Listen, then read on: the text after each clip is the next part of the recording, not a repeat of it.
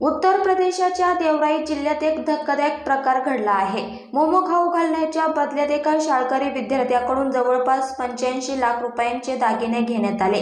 या प्रकरणी पोलिसांनी मोठी कारवाई केली आहे। एका 14 वर्षाच्या शाळकरी मुलाला मोमो खाण्याची चटक लागली। तो दररोज मोमो खायला लागला।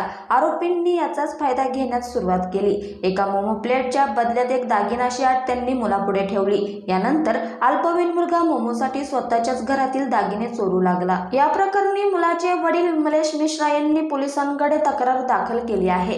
देवरी या कसाया रस्त्यावरील डोंबरे चौकात मोमोचा स्टॉल चालवणाऱ्या 3 तरुणांनी मुलाला त्याच्याच घरात चोरी करण्यास भाग पाडले। अल्पवयीन मुलाच्या आत्यानं तिचे दागिने मागितल्यावर हा सगळा प्रकार उजेडात आला।